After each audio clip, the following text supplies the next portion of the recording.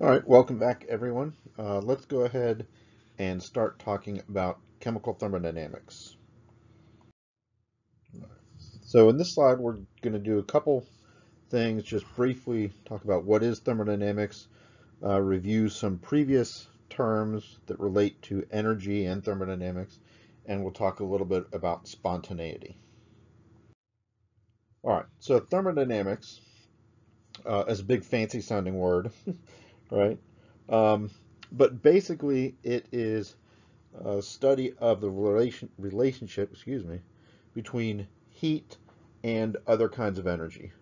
So thermo, right, that's heat, and dynamics, we're really talking about moving things. So usually it's most important when we're talking about work.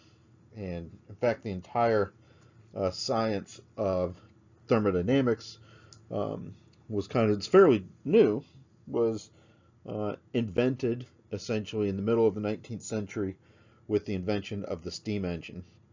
And as people started looking at steam engines and trying to figure out how to optimize them, how to use heat to generate steam and use the steam to produce work, the desire to optimize that process led to the study of thermodynamics. And that's really what it's all about. And chemical thermodynamics is really the same thing, except for there is a special focus on the energy of chemical systems. And that means all of the energy between the molecules, the attractive forces between the molecules, and the energy contained in all of those chemical bonds and things. And we're looking at how that relates to, again, heat and work and things like that. All right. So first we will just review something from uh, the first semester course. You probably remember when we were talking about thermochemistry, we would sometimes um, define the systems and the surroundings. And so, for example, if we have a solution here in beaker, the system is really just whatever we're interested in. And so if we're trying to study something about that solution, then we can call the solution our system. And the surroundings is really just everything else. But usually what's most important is everything else that is near the system and things which can reasonably expected to interact with the system either through transfer of heat energy or work or things like that. Okay. So in this case, for example, if the system was our solution, we might define the beaker that's holding the solution as the surroundings. And the surroundings would also include, the air around it, because if the reaction's giving off heat, it might heat up some of this air as well. Right? Um, if you were designing a solar cell, for example, that's absorbing solar energy and using that to generate electricity, then the surroundings would actually have to include the sun, right? Because some of the energy that's going into that system is coming all the way from the sun. So even though it's 93 million miles away, it's still interacting with your system. And so you'd want to consider that part of the surroundings. And then the universe is just the sum of those two, the system and the surroundings. And that's just a way of, when you're keeping track of things, everything is either moving from the system to the surroundings or vice versa. And so if you define the universe as all of that together, then that allows you to keep a net total on everything. All right, so from last semester, we talked about heat, right? And heat, which has the symbol Q, seems like kind of a strange symbol for that, I think maybe a lot of the early thermodynamicists were French, and so the Q may come from a French word. Anyway, heat is energy that moves from one object to another one because of a difference in temperature. Right? Seems kind of obvious.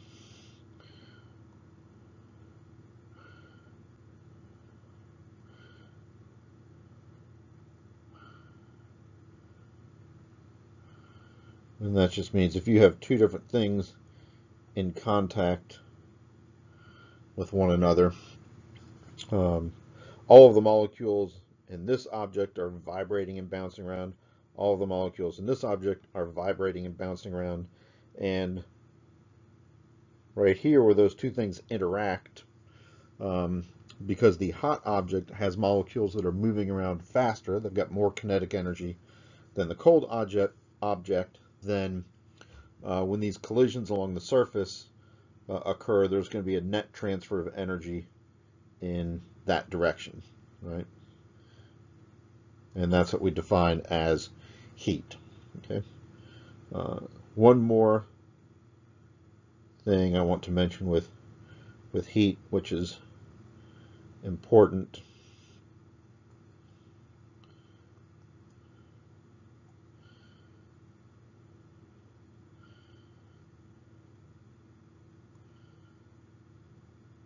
If this is our system and heat is flowing into the system, then Q, well, let me write it this way.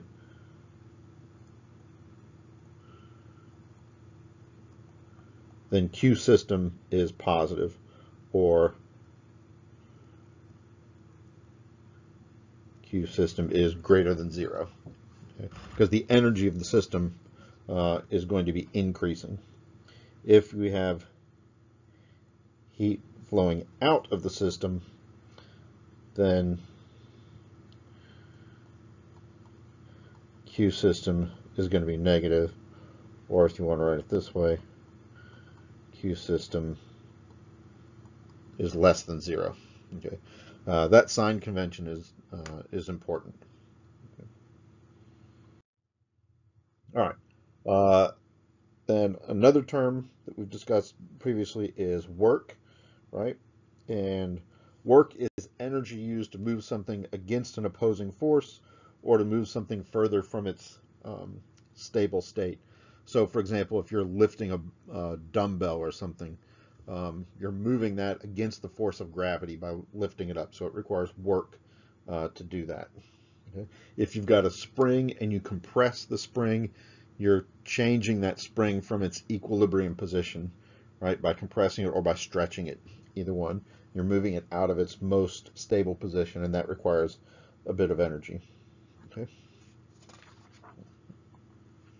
And when you do work on a system, you increase its energy. And when that system then has increased energy, then it has the potential to be able to transfer that energy to something else. And here's a simple, non-chemical, but a simple mechanical example of that. Don't see too many grandfather clocks around anymore, but you see some. My parents had one, and if you've ever looked at them closely, there's the reason that they're really tall is because they've got a pendulum. The pendulum doesn't necessarily have to be long, but it is in this case a little bit easier to adjust when they're longer. But the reason that grandfather clocks are so tall is because they have these they have these weights, and the weights are on a long chain,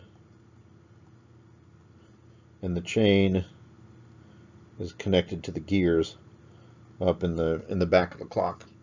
And what keeps the clock running is you come out in the morning every day and you grab on this chain and you pull the chain to lift the weight all the way up to the top. And when you lift the weight up to the top, you have to do work in order to do that because you're moving the weight against the force of gravity. When you do that, the potential energy of the weight changes because it's higher, and now the weight has an opportunity to transfer energy to these gears as the weight gradually, over the course of the day, the weight gradually drops back down. All right. So what we're going to be looking at is kind of the same thing, but instead of physical systems like this, we're going to be looking at chemical systems. All right. Internal energy. Internal energy is just the energy associated with all of the molecules in a system, and this energy includes all of the vibrational energy and all of the kinetic translational energy, as well as all of the potential energy that's contained in all of those chemical bonds. So when chemicals react and they break and they form bonds, it changes the amount of energy, and that energy can be released as heat or work. Okay. I'll also point out work has the symbol W, which makes sense. Heat was Q, which is a little bit odd. And internal energy has these two symbols. U, I think, is the older one, which probably came from the same place as that Q did. And a lot of people still use that. So a lot of the textbooks use U for internal energy. Some of them, though, use E for energy, which makes a little bit more sense, frankly.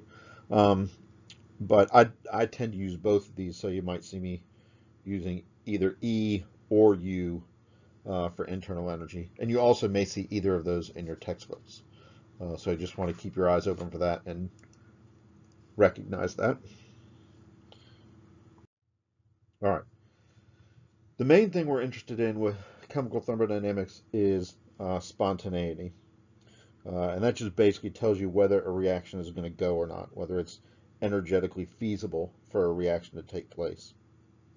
So a reaction is spontaneous if it naturally proceeds from reactants to products.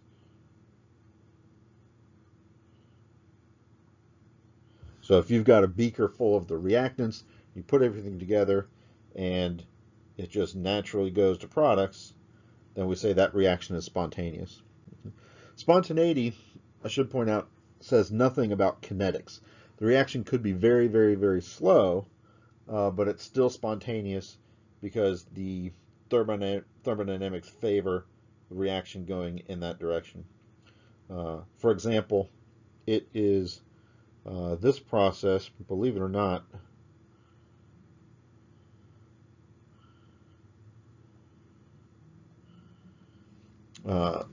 this is carbon in the diamond form going to carbon in the graphite form.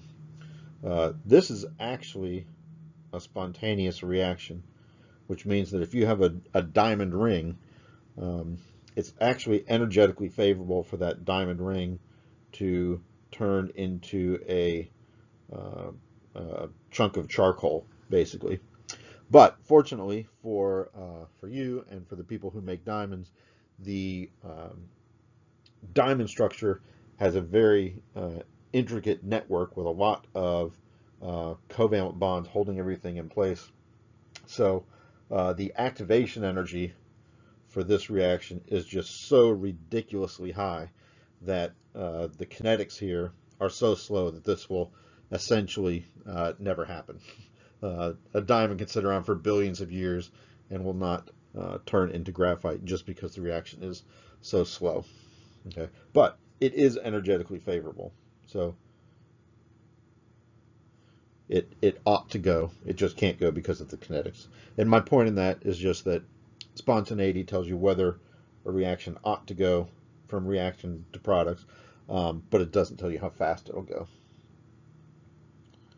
All right, so a reaction that is spontaneous is also said to be thermodynamically favored. Okay, so that's the same way, two different ways of saying basically the same thing. Okay. And a reaction that is not thermodynamically favored is said to be non-spontaneous. So for example,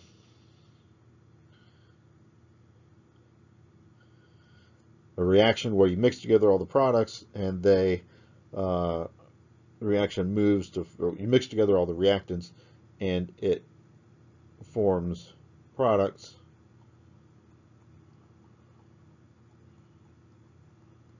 That's spontaneous. But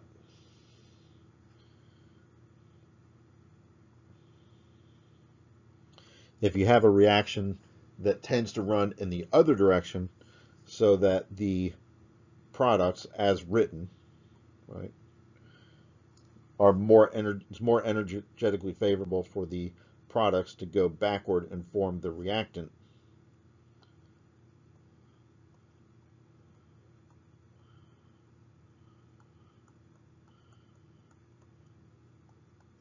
then we say that that reaction is non-spontaneous. Okay, so spontaneity generally coincides with exothermicity. Reactions that are exothermic tend to be spontaneous, and you might expect that because if something is exothermic, that means that the energy of the reactants is higher than the energy of the products, and so when the reaction proceeds, it's going to release that amount of energy. And so this is a diagram for an exothermic reaction, and since things tend to run downhill, you would think that if the reactants had higher energy than the products, then the reaction ought to proceed normally from left to right or reactants to products. And as I said, that generally is true. So if we look at the rusting of iron, for example, if you leave iron out in the presence of oxygen, it will spontaneously form rust. So that reaction is spontaneous.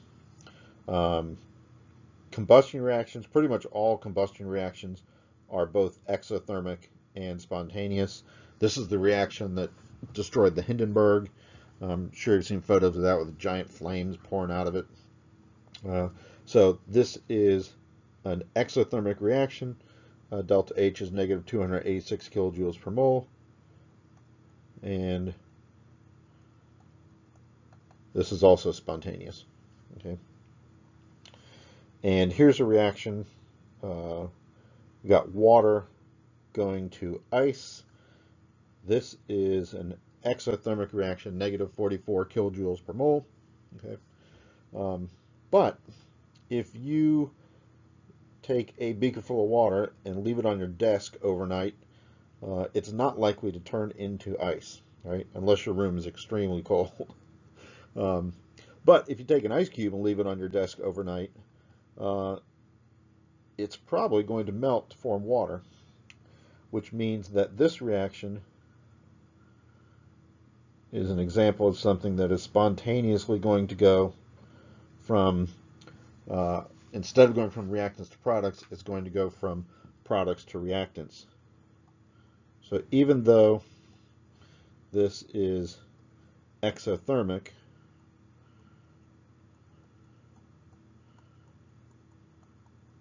it is non-spontaneous.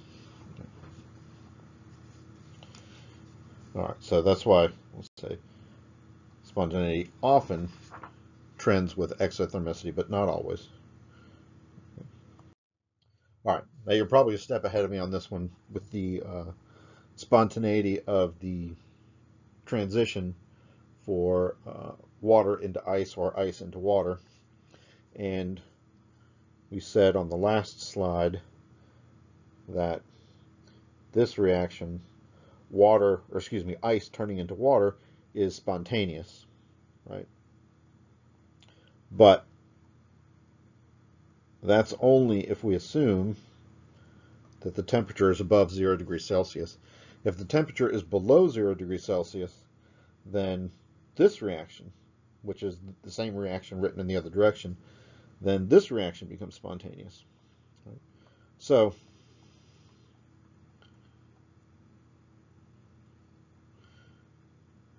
whether a reaction is spontaneous or non-spontaneous is going to depend on the temperature. And we'll see an equation in the next lecture. We'll look at the equation to see how that temperature plays into that. All right. So ultimately, spontaneity depends on three things. One, it does depend on exothermicity, delta H, right? If delta H is negative, it means it's releasing heat, then generally the reaction tends to be spontaneous. Okay? But spontaneity also depends on temperature, as we just saw in the example with ice, and it depends on a third thing, and that third thing is the change in entropy, which has a symbol, entropy has a symbol S, so change in entropy is delta S. Okay? And we will look, in our next video, we will look at entropy and how these two things together determine whether a process is spontaneous or non-spontaneous. All right, so in this video, we talked about thermodynamics, basically just what it is, where that science came from. We reviewed some previous terms from thermochemistry: heat, work, internal energy. We talked about systems and surroundings. We talked about spontaneity. Any reaction that will normally go from reactants to products is spontaneous. And if it's more energetically favorable to run in the other direction, we say that it is non-spontaneous. Okay? And entropy, we haven't talked about that yet. That's just a little bit of a cliffhanger to tell you what we're going to be looking at in the next video. So we will see that soon, and I look forward to seeing you all then.